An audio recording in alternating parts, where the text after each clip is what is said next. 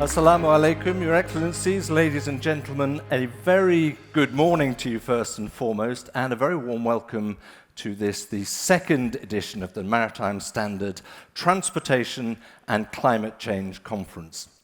That was a very kind introduction I got there. My name is David Eades, and I'm very pleased to be here for many reasons, but not least because whether you are, well, a landlubber like me, or someone whose life revolves around the sea, which I think counts for a vast majority of the people in this room, the issues we're going to tackle in the course of today are critical to all of our futures. Can I just say before we start the event itself, please do come as far forward as you like so we can get a sense of intimacy in the room as we discuss some of these critical issues.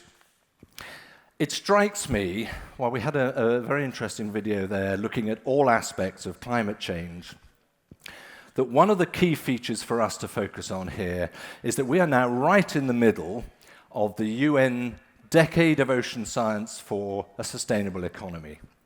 I think what that decade is doing is casting a very strong spotlight on the ocean and the state of the seas and the impact of climate change on our coastal communities. Now, I think it's fair to say it's not a very pretty picture.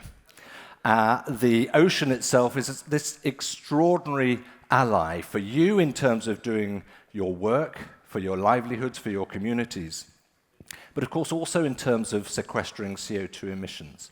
The trouble we have, of course, is that the ocean is not in a very great state. We can look at the warming of the seas, courtesy of climate change, acidification, a lack of oxygen in the seas themselves. And these are issues that have to be tackled if we're to maintain, and indeed, let's be honest, to grow the sort of business and livelihoods that you thrive on.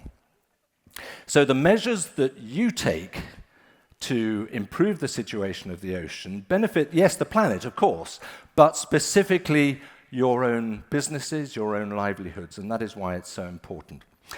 So we are here on a mission, really, to look at the opportunities and the challenges to do that.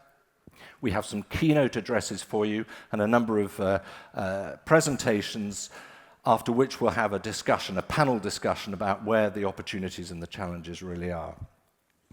However, I should just say, and I'm going to put my specs on for this, these events, and this in particular, are not possible without a huge amount of support, and the sponsors who've contributed to making this happen deserve a call out, I think. So I'm going to run through the list for you.